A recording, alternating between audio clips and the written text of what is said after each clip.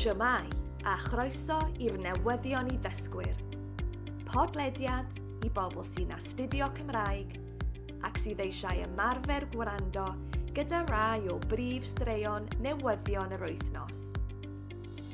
I ddechrau, dyma eirfa ddefnyddiol o newyddion yr wythnos hon.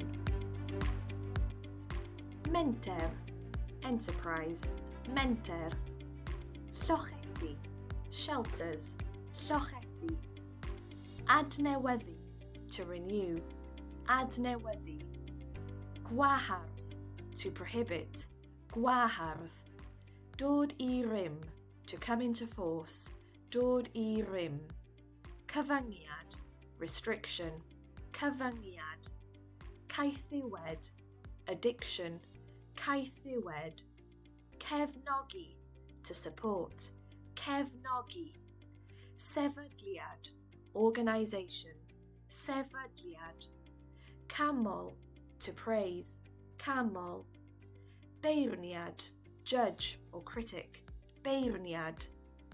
Cerfluniau, statues, cerfluniau.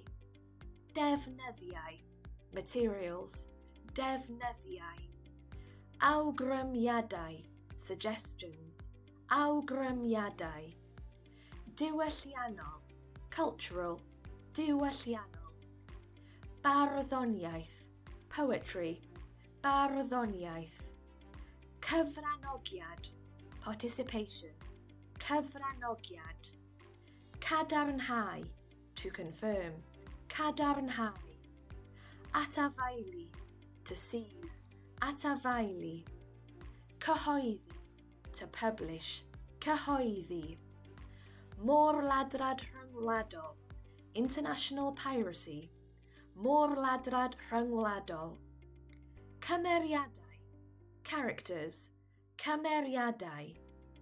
Gyrfaoedd, careers, gyrfaoedd. Cynyddu, to increase, cynyddu. Claf, patient, claf. Lledaeniad, spread, lledaeniad. Gorchuddio, to cover, gorchuddio. Nawr, dyma brif straeon newyddion yr wythnos hon. Dydd Llun, yr wythfed o Rhagfyr. Mae menter gymunedol yn Ynys Môn yn anelu at roi gliniaduron I 100 o blant sy'n byw mewn llochesu yng Ngogledd Cymru fel anrhegion nadolig. Nod y prosiect, a redir gan ailgylchu TG Gogledd Cymru, yw adnewyddu hen liniaduron trwy brynu rhannau newydd. Mae nhw eisoes wedi derbyn 100 o liniaduron oddi wrth heddlu Gogledd Cymru, ond mae angen tua 75 punt arnyn nhw I drysio pob dyfais. Hyd yn hyn, mae pobl yn Ynys Môn wedi codi dros 3,000 o bunnoedd ar gyfer y prosiect. Yn Awstralia, mae cyfraith newydd sy'n gwahardd pobl o dan 16 oed rhag ddefnyddio cyfryngau cymdeithasol wedi dod I rym. Mae'r gwaharddiad yn golygu dyw pobl o dan 16 oed ddim yn gallu cael na chreu cyfrifon, a rhaid I lwyfannau fel Instagram, TikTok, YouTube a mwy gymryd camau I orfodi'r cyfyngiad oedran hwn. Mae prif weinidog a swyddogion Awstralia yn disgrifio'r symudiad fel un sy'n amddiffyn iechyd meddwl a diogelwch pobl ifanc ar-lein, yng nghanol pryderon ynghylch caethiwed, cynnwys niweidiol a bwlio. Dydd Mawrth, y 9fed o Rhagfyr. Mae gobaith newydd y gallai canolfan arbennig gael ei hagor yn Nghaerdydd ar gyfer clybiau chwaraeon Cymraeg. Byddai'r ganolfan hefyd yn gallu cael ei defnyddio fel canolfan gymdeithasol i'r iaith. Mae Clwb Pêl-droed Cymric a Chlwb Rygbi Cymru Caerdydd yn cefnogi'r fenter, ac maen nhw wrthi'n trafod y syniad gyda sefydliadau eraill fel yr Urdd a Menter Caerdydd. Mae Nena Calw wedi ennill y Gwobr Turner eleni, gwobr gelf bwysicaf y Deyrnas Unedig. Mae Nena, sy'n awtistig gyda chyfathrebu llafar cyfyngedig, wedi gwneud hanes, fel yr artist cyntaf ag anabledd dysgu i ennill. Camolodd y beirniaid ei gwaith, sef casgliad o gerfluniau lliwgar wedi ei gwneud o wahanol ddefnyddiau. Dydd Mercher, y 10fed o Rhagfyr. Clywon ni fod y Deyrnas Unedig yn derbyn awgrymiadau o draddodiadau i dderbyn statws diwylliannol UNESCO. Mae'r grŵp plygain.org yn mynd i awgrymu canu plygain, traddodiad Nadolig Cymreig. Hefyd, bydd y grŵp barddas yn awgrymu'r gynghanedd, ffurf unigryw o farddoniaeth Cymreig. Dyn ni'n croesi ein bysedd y bydd y traddodiadau pwysig hyn yn cael ei derbyn. Ym myd cerddoriaeth, clywon ni fod Gwlad yr Ia wedi ymuno â Sbaen, Iwerddon, Slofenia a'r Iseldiroedd i ddweud y bydd yn boicotio Eurovision 2026.